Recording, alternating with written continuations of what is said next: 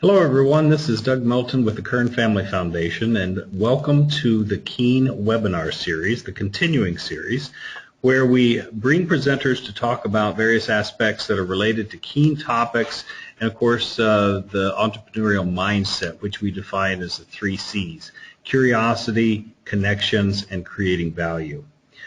Well, Gary Klein is a senior scientist at MacroCognition LLC. He's an applied cognitive psychology psychologist, and that company is one that he does consulting with. He's best known for 3 things: models, methods, and a movement. He's developed models of decision-making, sense-making, and as we'll hear today, he's developed models of insight. He's also devised models and methods for cognitive task analysis, a pre-mortem method for risk analysis, we'll also hear about that today, and a shadow box training method for cognitive skills. He was one of the founders of the field of naturalistic decision-making, an international movement that's been meeting since 1989. The next NDM, or Naturalistic Decision-Making Conference, is in Washington, D.C. this June. And at our winter conference on January 6th, at the Keen Winter Conference, Gary presented a breakout to many participants on how we gain insights. And so we're going to take the opportunity with the webinar series to revisit some of those topics and see what new material he has brought. So thank you, Gary, very much for joining us today. Thank you very much for inviting me, Doug. I really appreciate that. All right, so we've got a lot of material that I want to cover today. The game plan is to cover 3 different topics. First of all, what are insights? Where do they come from? Second, why don't we have more of them? What stops them? And third, some ideas that I've had, and some additional ideas that came out of the Phoenix meeting for fostering insights. So start out, where do insights come from? We'll start with some examples. For the participants, put yourself in the shoes of an orthopedic surgeon. You're studying the effects of blood flow on bone healing. It's 1952. Your team implants some optical devices encased in titanium into the lower legs of rabbits to study the healing process. But when the study ends, you tell your assistants, okay, now remove the devices, and they tell you they can't do it because the titanium has fused into the bone. What do you make of this? What are the implications? Well, it's frustrating. It's irritating. The assistants aren't able to carry it out, but also has an implication. And for the orthopedic surgeon doing the study, he said to himself, everything that the field understands is that the body rejects any foreign objects and any metals and creates inflammation, creates possible infection, and so that's been a problem. And yet here you don't see any inflammation. In fact, you see just the reverse. The body has accepted this titanium and is now fused with it.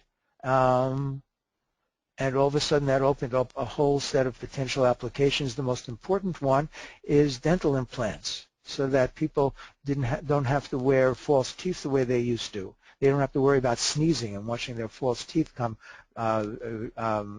dropping out of their mouths. We have implants based on titanium. He saw that implication, and it wasn't something he was expecting, wasn't part of his study. He just saw something that could happen.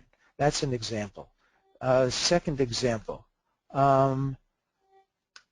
is you're a physiologist. You're at Columbia. You're studying protein transfer.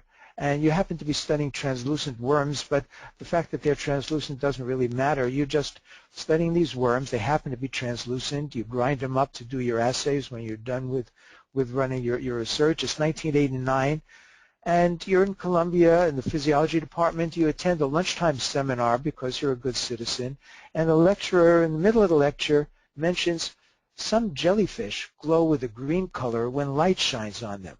And in addition, a Japanese scientist has identified the gene that makes this green fluorescent protein. That's the first you've ever heard of that. And you sit up in a way that nobody else in this seminar does. What does that suggest to you? Well, this chance observation coming out of nowhere wasn't part of the game plan. And Martin Chalfie, the physiologist, looked at this and said, I'm studying translucent worms. If I can implant this protein into my worms, I can study the processes inside the worms while they live. I don't have to chop them up anymore. I can shine the light on the worms and see how the protein spreads. And all of a sudden, he started a new industry. And what was a chance observation became a primary method for him of being able to insert this protein into his worms, and he won a Nobel Prize for it. Let's do an artificial type of task that you might find in psychology laboratories in university, the 9-dot problem. The task here, you've got these 9 dots. You've got to connect these dots only using 4 lines, and once you put your pen down on the paper, you can't pick it up. So how do you do that? And so people struggle to try to figure out a way to connect these 9 dots, and mostly they fail, unless some subjects, after they struggle for a while, realize that there is a way to do it, that they can start drawing their lines, and they can go beyond the 9 dots and connect the dots in this way. And the importance of this demonstration is that people fail because they become fixated. They think that they've got to stay within the lines. We've all been taught that since kindergarten. Don't color outside the dots. So we stay within the boundaries, and that's an assumption that's not part of the task. The second assumption we're making is that we can only turn from one line to another at a dot. And as you see here, that's not a necessary assumption either. So there are critical thinking exercises that tell people list all of your assumptions as if that's going to help.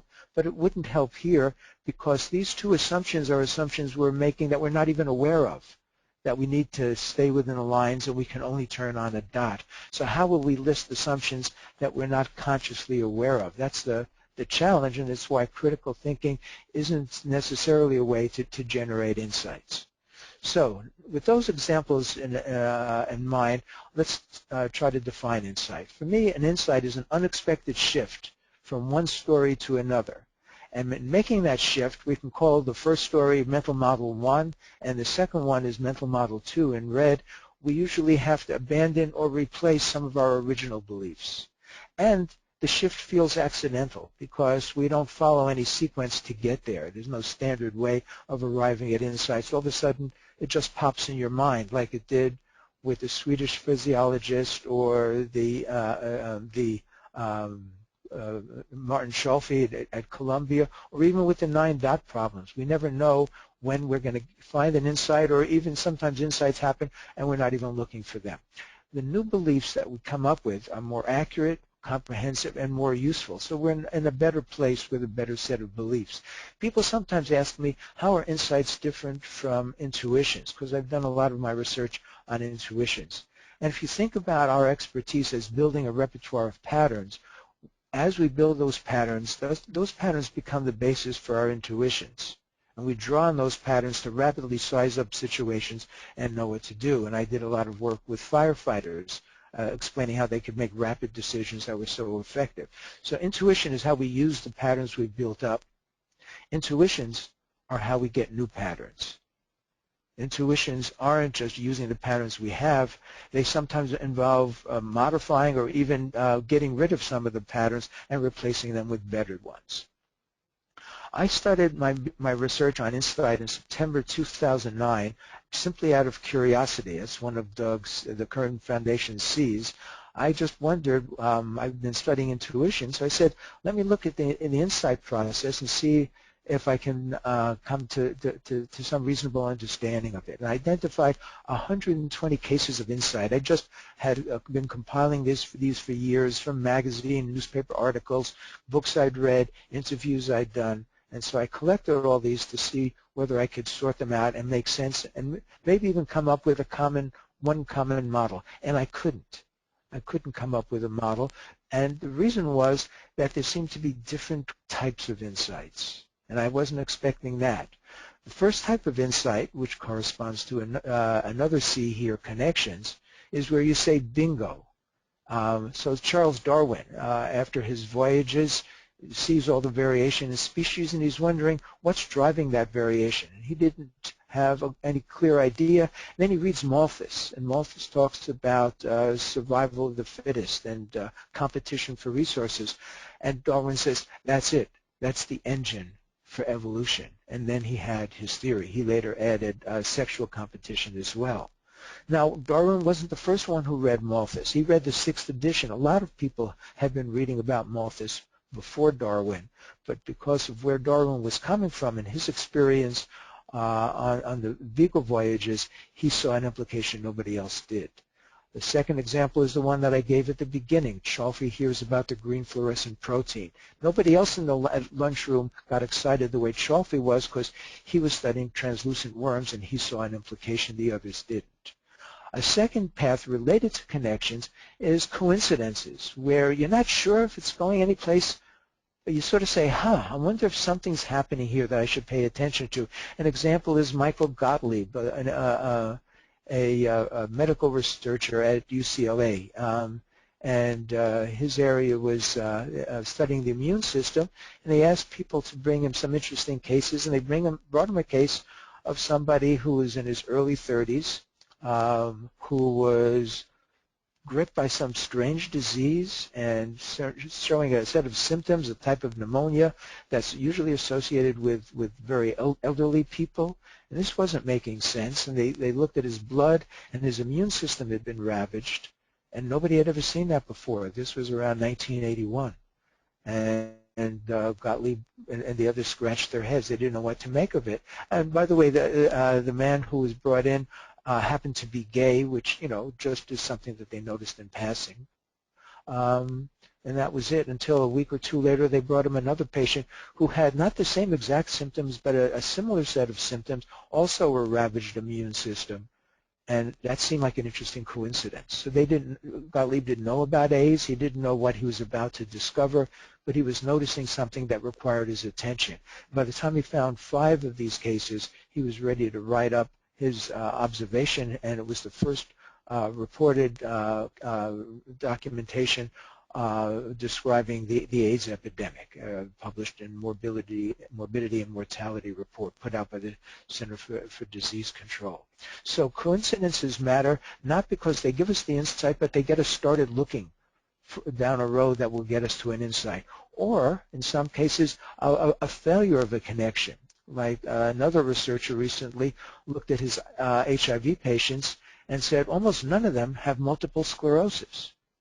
Much fewer a lower incidence of multiple sclerosis than you'd expect in the population at large. What's that about? And people aren't sure, but that may have a clue for us in some way. Another path for insight is a contradiction, whereas a connection is putting pieces together, a contradiction makes us feel tilt, these pieces don't fit together. An example, Harry Markopoulos, he's an investment management specialist, and he's pretty full of himself, and one of his colleagues says, Harry, if you're so smart, how come you can't give us the rate of return that this other guy is generating, a guy named Bertie Madoff? And so Markopoulos said, are there any publicly available data on Madoff? And they found him some data. And Markopoulos looked at it, and in just a few minutes he immediately realized this can't be the case. This can't be legitimate. He didn't know it was a Ponzi scheme. He thought maybe Madoff was backdating some of the purchase orders. He wasn't sure what was happening, but he knew it could not be legitimate. I should also mention that Markopoulos was a certified fraud examiner, so he had a type of background that others didn't. And he immediately said these pieces don't fit together. Another example is Dr. Brandmark about the titanium fusing to bone that I mentioned at the very beginning. Everybody knew that metals get rejected, and this wasn't happening. So there's a contradiction. Something wasn't fitting, and instead of explaining it away, which is what we often do with contradictions, these people took it seriously and said, what if this is true? What does it mean? Another path for insight is something that we can call creative desperation, where you have a flawed belief and you try to find a solution, and you don't know what the belief is, so you're rapidly searching to see what assumption are you making that's trapping you. The 9-dot problem is an example of that, where we're making flawed assumptions about having to stay within the dots or only turning on a dot, and those assumptions are wrong. other forms of creative desperation are looking for leverage points that we can use. So those are different types of insights. And a model based on those talks about three different paths. The connection path is where we see the implication and we add a new anchor to the beliefs we have. And that results at the bottom, you can see the outcome is a different understanding as we move to a new mental model, a change in how we understand things, but not just how we understand things, also how we can use that understanding to change what actions we can take or what we notice, what we see, what we feel, whether we're excited or discouraged by things, and also what we desire, the goals that we pursue. The path on the left is the contradiction path, and here we're not adding a new anchor, we're finding an inconsistency, and instead of explaining away the weak anchor, we're taking it seriously to rebuild our story. And then the path on the right, the creative desperation path, usually where we have an impasse, is where we're trying to find a weak anchor, an assumption, not to build on it, but to discard it, to get to a place where we can solve the problem. So those are three different paths, and that's why I was unable to come up with one path for insight, is because these are different ways of arriving at insight, and they're different in the way they operate. A connection is putting pieces together. A contradiction is realizing that the pieces don't fit together.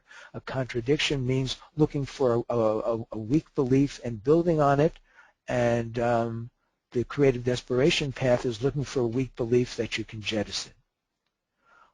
Some of you may be familiar with Graham Wallace's 4 stages of insight: preparation, incubation, illumination, and validation. Wallace published this in 1926, and you'll still see it in many textbooks today. This only describes one of the paths that we've been examining, the impasse path. It doesn't cover the other 2 paths about connections and contradictions. All right, so that describes what I've come up with about the nature of insight, where they come from. Why don't we have more of them? We're ready to look at some of the reasons for that. I went back to my set of 120 examples, and I found 30 where there was a person who had the insight, and there was another person who had all the same information but did not come up with the insight. And I wanted to see what differentiated them. And I identified 4 factors between the people who did not get the insight and those that did. The first one is about flawed beliefs. The people who got the insight were able to escape from flawed beliefs. That doesn't mean that they didn't have flawed beliefs. Some of them did, like Watson and Crick, the ones who identified the structure of DNA and how it works. Their original model that they were pursuing was something they called the triple helix model, about 3 helical strands, and that was obviously the wrong idea. So they did not get trapped by their insight. They eventually realized that that wasn't going to work and came up with their double helix model. Others, like Linus Pauling, seem to have been trapped by the triple helix and didn't get beyond it. A second factor is experience, and not only in this small sample of 30 cases, but in my whole set of 120 cases, 2/3 of them depended on the experience people had. Harry Markopoulos had experience as a certified fraud examiner. Martin Chalfie had experience with his translucent worms. And so experience doesn't blind us to insight, it's necessary. And the people who don't have the appropriate experience are the ones who aren't seeing the implications. A third factor is the stance people take. Some people sort of sleepwalk. They're just following steps. They're not really looking for implications. That's a passive stance. They don't generate the insights. So the ones who generate the insights are always on the lookout, or often on the lookout for something odd, something that catches their eyes, something that surprises them, something that makes them curious. And so that active stance seems to be very important for generating the insights. And the fourth factor is the kind of reasoning people engage in. Whether it's concrete reasoning, this is the way we always do things, and becoming impatient with new suggestions, or playful reasoning, hypothetical reasoning, having fun with ideas. And we can see that this playful notion would be a valuable one for generating insights. I should say that it can be overdone. We've all been in meetings where people are continuing to engage in various kinds of speculative reasoning and divergent reasoning when it's time to move on. And so playful reasoning, while valuable, can irritate us if it goes on too long and in the wrong place. So these are some of the factors that seem to block insights. There's some other factors I've identified. Another one is what I call goal fixation, based on a Harvard Business Review article. They used a simulation game to study managers, and they found that they didn't learn from their experiences, but the worst thing was what they called initial goal bias. I'm calling it goal fixation. And in the simulation was one where it would take a course where the original goal would become obsolete. They found that managers did not revise their goals. And their conclusion was, if it's not explicitly required, even if the targets are inappropriate, managers tend to hold on to the original goals, because that's what got them there in the first place. You could rely on them to pursue the original goals, but that's not going to get them insights. That's going to lock them into the legacy ways of thinking. And so goal fixation is another problem, and it's a problem for entrepreneurs who may lock onto an original plan, an original business plan, and miss some of the implications as they go forward. Let me give you a famous example of someone who escaped that goal fixation. The Xerox 914, Joe Wilson, inherited from his father a company, the Haloid Corporation, and this is right after World War II, and Wilson realizes that this business isn't going to work out for much longer, that foreign companies are going to undercut his prices, and his company isn't going to be able to compete. So he needs a new technology. He goes looking around. He's got some cash that he can invest, and he hears about dry xerography. So he invests in that and develops a technique for using dry xerography to make copies. And his goal, because they were located outside of Rochester, the Haloid Corporation, they worked with Kodak. They weren't in the business of manufacturing machines. So he said, I'm developing this technology. I'll license it to a larger company. They can manufacture and sell it. That was his goal. And he went to IBM. He went to A.V. Dick and other major business machine developers. None of them were interested, and they weren't interested because these machines were costing about $2,500. And people had some of the people on this call may remember in the old days we used to have mimeograph machines. They cost about $250, and they sat on a desk. And these new dry xerography devices cost $2,500, 10 times as much, and they were as big as a desk. So why would people be interested? And so the surveys that were done suggested it wouldn't be a very big market. So goal number one, to license technology, was going to fail. And then he said, okay, goal number two, maybe we can get the cost down to $2,000, manufacture the machines ourselves, and lease them to customers. But the cost of leasing was going to be way too high, so none of that was working. And so it looked as if Wilson had squandered his investment, and this was going to be a failure. So he told his business reps, call back the demonstration models that we have in various offices, and let's think this through. So they came back, but they had some stories to tell. And one of the stories was these offices. We went to the offices and told them we were removing the machines, and they became furious at us. They had really started to depend on the copiers, and they didn't want to give them up. They became really very, very enthusiastic about the copiers. Okay, that was good to hear. The second story is nobody in these offices knew how many copies they were making. They were making lots more than anybody expected. So what do you make of that? What do you do with that? Because your idea was to, have somebody build these machines or build them themselves and sell them or lease them or license them. None of that was working. What does that imply?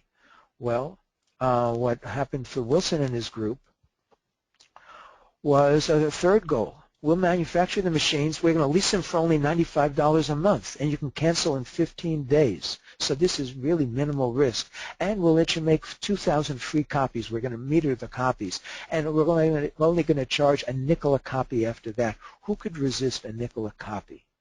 And what the group realized was they're going to make money not by selling the machines, but by selling copies. and they can sell cheaper, faster, better copies than the competition. And the Xerox 914 is one of the most successful, if not the most successful, introduction of technology that we've ever seen. And within a year or two, the average Xerox machine was making about 10,000 copies a month. And so the 2,000 free copies a month were just an easy come on. You can see the purpose of these Xerox machines was essentially to fixate us. It was like to create an addiction to making copies, and it succeeded all too well. But this is an example of breaking free of goal fixation, of not being fixated by the goal of making money from the machines and shifting and saying we'll make money off of the copies. All right, what can we do to foster insights? First, a couple of ideas that are in the popular literature that seem reasonable that I am not enthusiastic about. I may be wrong, but I just want to explore them and let you know about them. The first is increase the swirl. The more exposure to ideas you have that hits the connections path, more different possible connections, the more the chance for insights. And, you know, some people say spend a lot of time in coffee houses where there's lots of different ideas. Well, a lot of us can remember insights based on chance observations, like Chalfie going to the lunchtime seminar. And maybe some people can remember ideas they heard from chance observations at a coffee house. But there's also a lot of people who spend many, many hours in coffee houses, and all they wind up with is a caffeine buzz. This is backwards thinking. I had an insight because I was at a coffee house.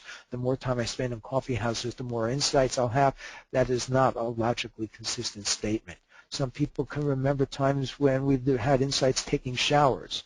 But if we took twice as many showers, we wouldn't have twice as many good ideas. And the problem with more exposure to ideas is it may give us more ideas, more ideas that seem like insights. There's also going to be more poor ideas, and we have to vet all the ones we come up with. And an insight doesn't work like that to generate lots of possibilities. Once you have an insight like DNA, as Watson and Crick said, it was too beautiful not to be true. A second possibility is foster disruptive thinking, work of Clayton Christensen and others. Shake people up out of the way they're thinking about things so that they'll get some new ideas.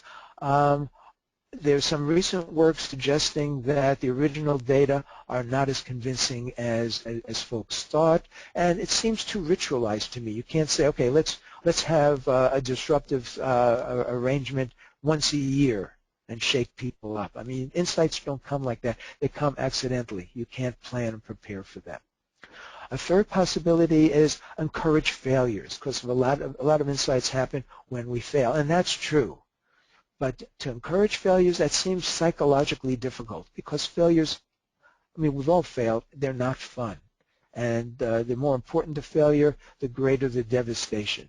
So in science, this is Karl Popper has the notion of fallibilism. We should be trying to disprove our favorite theories. It never quite caught on because scientists don't get into that way of thinking. They want to support their favorite theories, not try to disprove them. Psychologically, it's too difficult. One thing I would suggest here is pilot tests can show us where we fail. Too often people rig pilot tests because they know that the follow-on funding depends on getting a good outcome. And so they try to find a safe pilot test that will come up with positive results. And as a result, they don't really run an honest pilot test. So here I would suggest trying to do a very small-scale tryout of everything. Even if it's not quite mature, try it all out and see what's breaking and learn from that rather than one of these rigged pilot tests designed to be safe and to ensure that you get the follow-on funds. A fourth suggestion is get yourself into a quiet, dreamy state. Just sort of relax, sort of meditation. And people have written about that and the kind of dreamy state that seems to foster insights. So I went through my database of 120 cases, and the data were fairly clear. There wasn't a single case where people deliberately willed themselves to have an insight by saying, let me just sort of lean back, listen to some music, or go for a walk. Often insights will happen during these activities, but we can't make them happen. And so the idea of a quiet, reflective mood is actually opposite to an active stance, which is not a dreamy stance, but is a curious stance that tries to investigate curiosities, inconsistencies, surprises as they come about. Okay, so those are some ideas that I'm not a big fan of. What do I think might work better? One is something I'm calling a dual world dynamic. This is based on some research I did 20 years ago, funded by the Air Force on innovators. And the Air Force wanted to know what made their most successful scientists and engineers so effective. So we did interviews with them, and we found that there were some who were really good at technology, but they really weren't paying attention to the user population. They tended not to have such valuable ideas. There are others who were embedded with the users but weren't paying attention to the technology, and they tended to go down the same path and just maybe try to improve the path rather than find some breakthroughs. The ones who seemed to be the most successful were in both places. They married technological opportunities with operational needs. They were in both worlds. That's why I call it a dual world dynamic.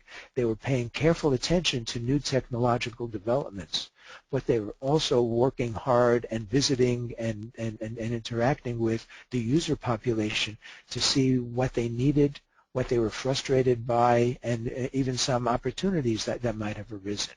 And so the implication here is for budding entrepreneurs, increase expertise, especially increase expertise with operational communities to get richer mental models. So that's one possibility. A second possibility, I've identified a few exercises for shifting perspectives. So let me give you an example of some of those. One of them is a failure scenario. You have a plan. What happens when we develop a plan by ourselves or with a team? We love the plan. We assume it's going to work. People are notoriously optimistic about their own plans. So we developed this pre-mortem method as an antidote to that. And the way the pre-mortem goes, you're familiar with a post-mortem. If a patient dies, physicians do an autopsy to try to see what happened and try to discover what was the cause of death. And if they're successful, then they've learned what killed the patient, and they can also share it with the family, so the family benefits. Now they know what went wrong. And if it's interesting enough, they can share it with the community. They can write it up. Everybody benefits except for the patient, because the patient is dead. So we said, if we're going to start a project, let's do a pre-mortem. Let's, at the end of the kickoff meeting, we do this at the very beginning. Let's do this exercise for about 20 minutes and imagine that the plan has failed. I'm going to come back to this slide in a second, but let's go to the pre-mortem method. So everybody's prepared. The team is ready. We imagine I'm looking at a crystal ball. The crystal ball shows me, oh, it's now 4 months from now, and it's been a fiasco. It's not, maybe it'll fail. It has failed. There's no doubt about it. Now, everybody in the room, we've got 2 minutes. Write down all the reasons why this plan has failed. So everybody writes down madly for 2 minutes why they think the plan has failed, and then we consolidate the lists. And we hear things when we do a pre-mortem, and people come up with insights that they ordinarily wouldn't have or wouldn't share with others. And usually if there's a critique at the end of a plan, the critique goes by saying, anybody have any criticisms, anything that could go wrong? And the pressure is on showing that the plan is a good one. For the pre-mortem, the pressure is on showing how smart we are by coming up with good reasons for why it would have failed. Now, this is fair. This actually, we've done some research. It does reduce confidence, so it works that way. But sometimes people are feeling it reduces confidence too much. So we added another step, step 5. Given all when we've consolidated the lists, given all the items we've identified, what can each one of us do, each one of us on the team, to reduce the chance of the fiasco? And so there we come up with new tasks and new activities that people can use to try to make things work better. Okay, back to my list of perspectives. Another new perspective is a turn-the-table scenario, especially if you have a competitor. You're trying to figure out how you can beat the competitor. Why not try to take the competitor's perspective? What would your competitor do to beat you, to come up with a product that's better than yours, and take that perspective.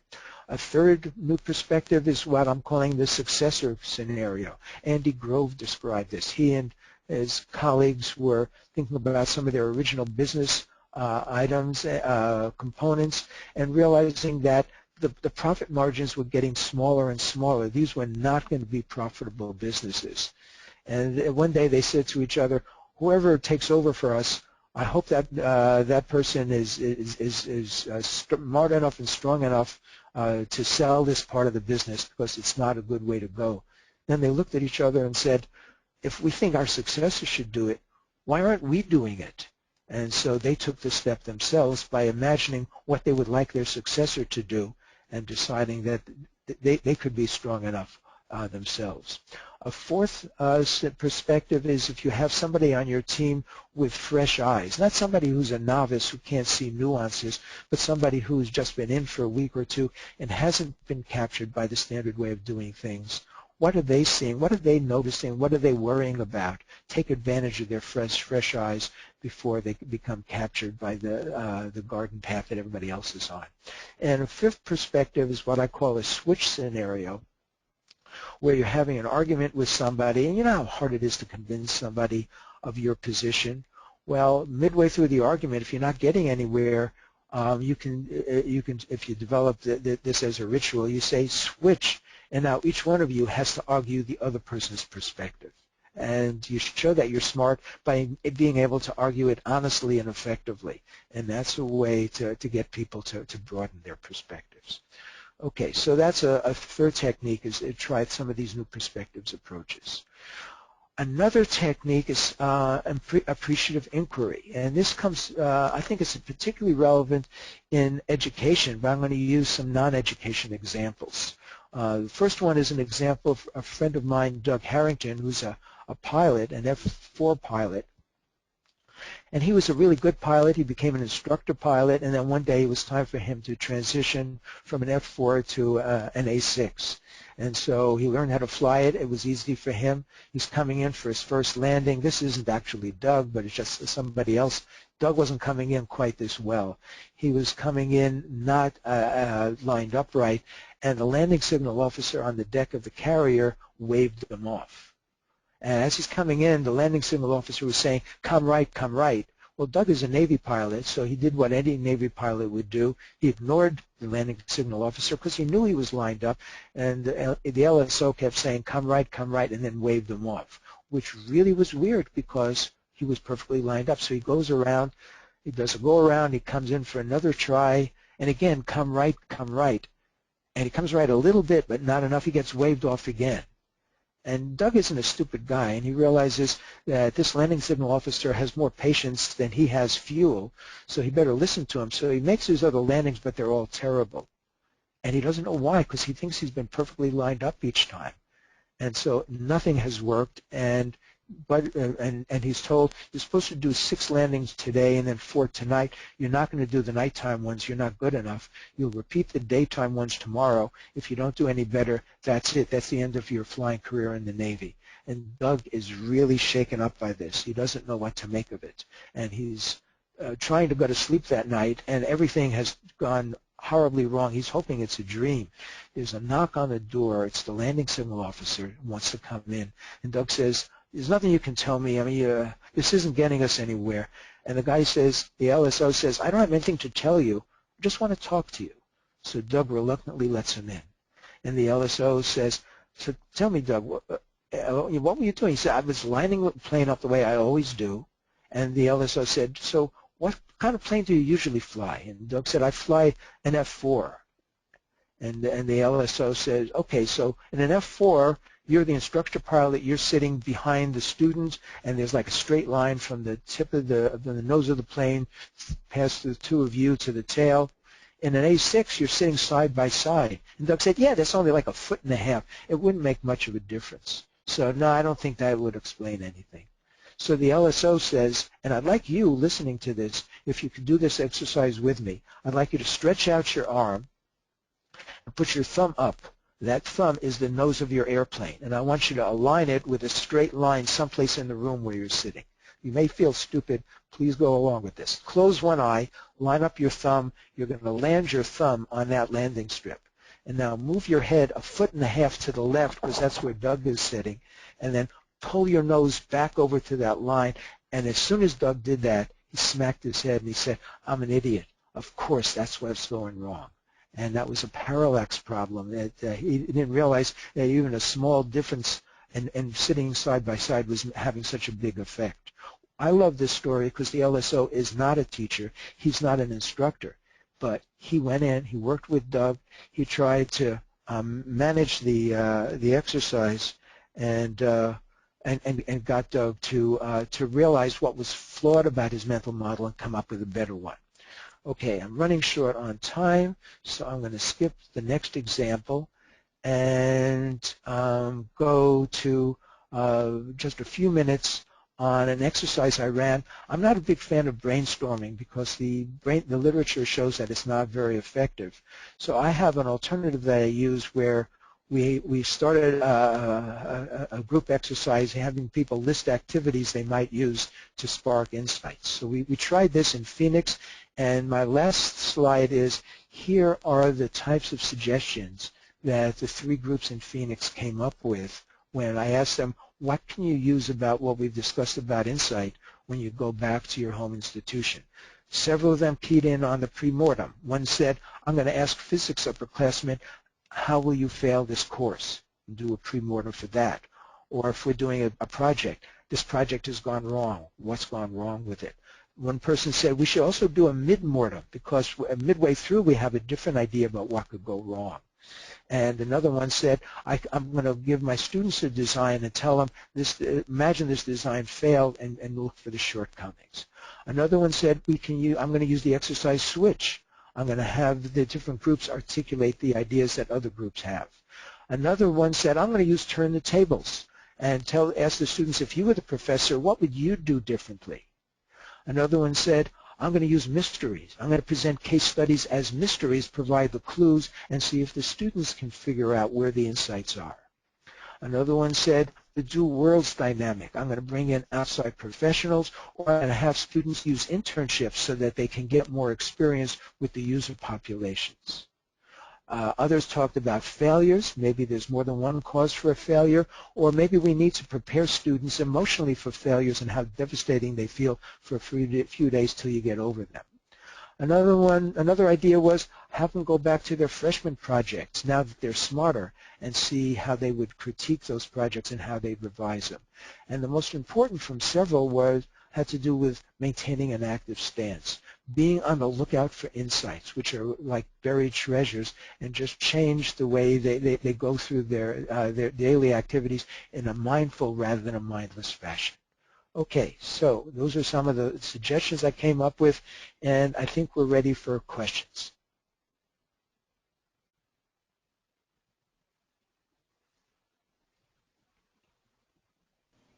With that, thank you, Gary, very much. With that, I would invite those of you who are participating to submit questions using your control panel, and we'll take some questions as they're coming in.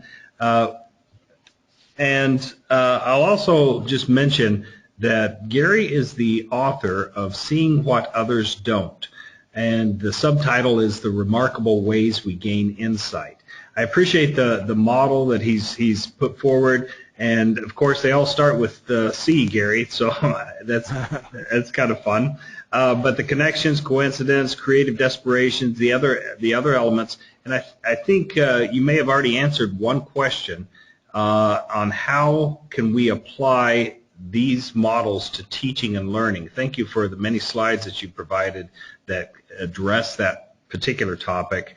Maybe if we just drill down into that question while others are submitting some, the question is maybe how do we apply in the 120 cases that you analyzed in your book and in some of the research that you've done.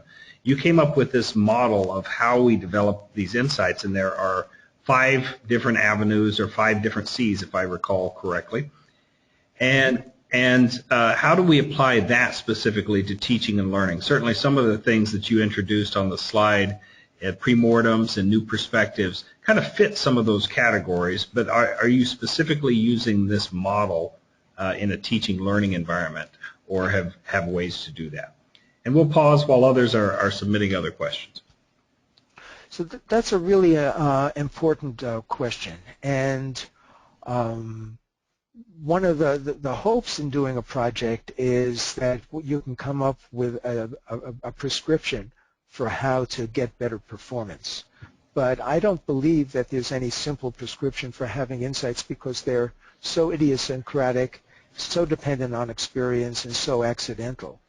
So maybe somebody someday will come up with a routine or a procedure, but I wasn't able to come up with one, and I doubt that one exists. That's why over the years since I've been starting to work on this, I came up with the suggestions that I offered. The do-world dynamic was make sure that you know more about the domain that people are working in. For students, a lot of the ideas they have to do with ways of improving, apps for improving dating or things that students are involved in. But there are other worlds out there beyond college, and so I think if students had internships and spent more time in work situations, they might be able to come up with more uses and see more opportunities than they're currently doing. The perspective shifting exercises are ways, some of them we've explored experimentally, and we see the effect of those. The appreciative inquiry, I wanted to go through that example because that's a role for a professor, spotting a flawed assumption from a student, and instead of saying, no, you're doing it wrong, here's what you need to do, instead think about Doug Harrington landing his airplane. The LSO, realized he wasn't going to get anywhere by telling Doug what he needed to do. Instead, he had to find a way for Doug to experience what the flaw was, so Doug could revise his mental model himself. So that's a challenge to a professor, to help the student see the flaw, see the problem, and make the revision.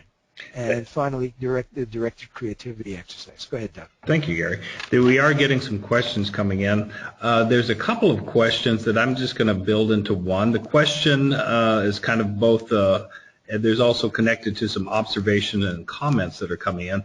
The pre-mortem method is similar to conducting the traditional risk analysis in a project schedule. And then another question is the pre-mortem very similar to FMEAs? Now, I'm familiar with that from my industry background, failure mode and effects analysis, where you look at what might happen. Have you used this pre-mortem, and then it's been compared to those topics? I've seen people have compared it to several different methods, and certainly it overlaps. It is a type of risk analysis. Where it differs is in most risk analysis methods will say, okay, what could go wrong? And so there's not the same commitment that we find with a pre-mortem, where I'm looking in a crystal ball and it has gone wrong. And somehow that creates a psychological shift in the way people think. Instead of, well, what could go wrong? This could go wrong. No.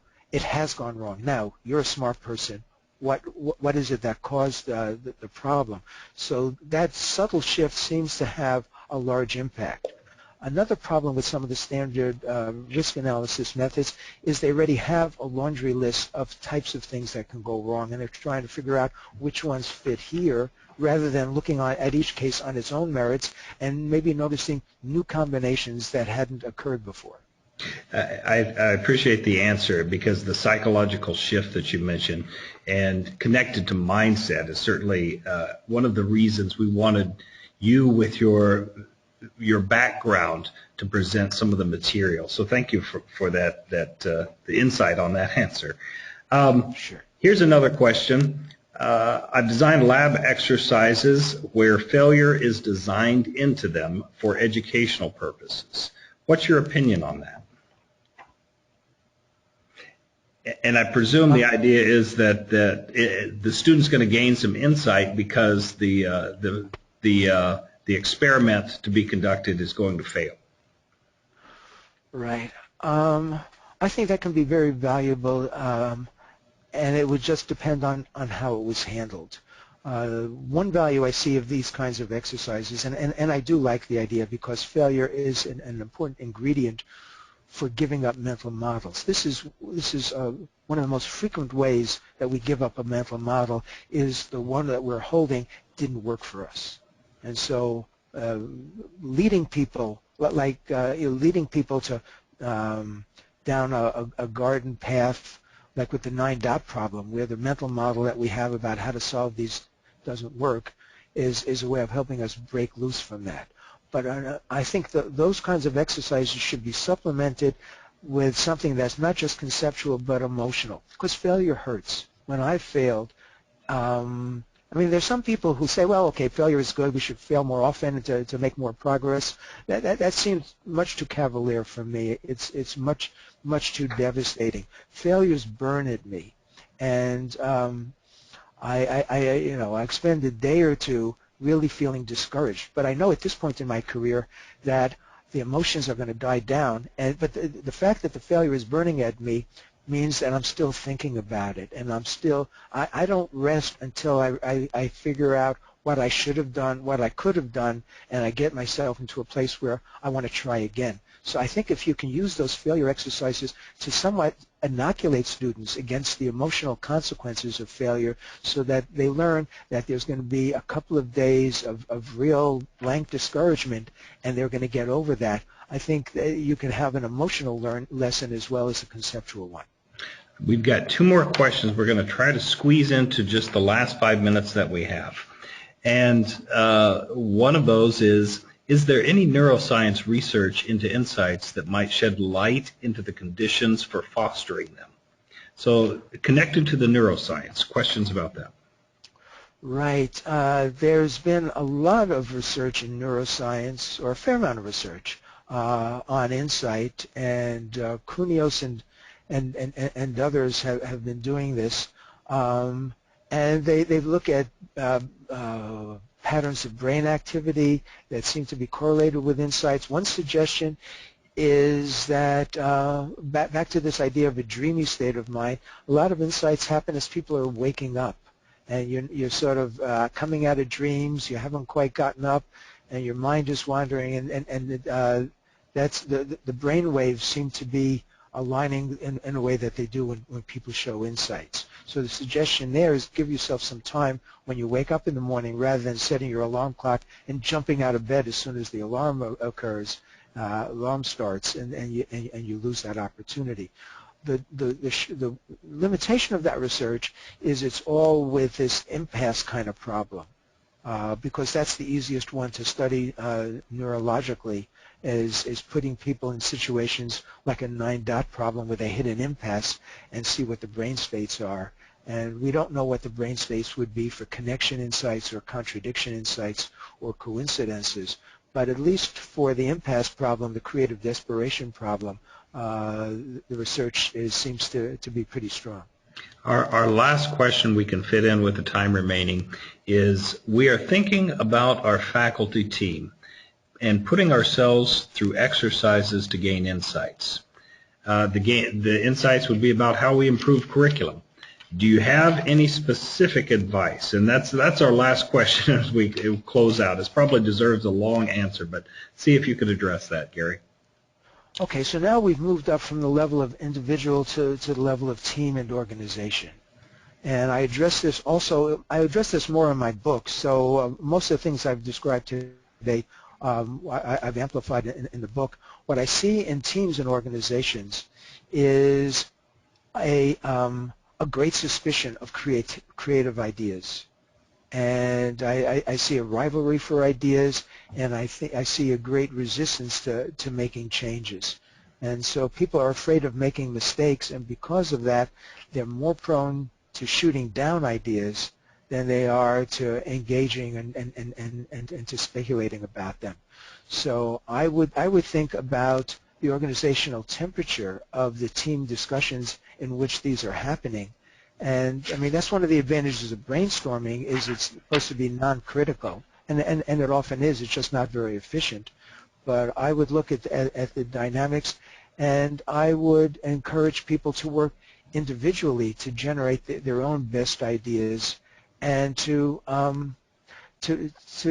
somehow reduce the fear of failure and the fear of taking risks that make people so suspicious of new ideas and insights. Gary, thank you very much for sharing what you've brought from both the book, your research, and from the work that you did at the Keene Winter Conference.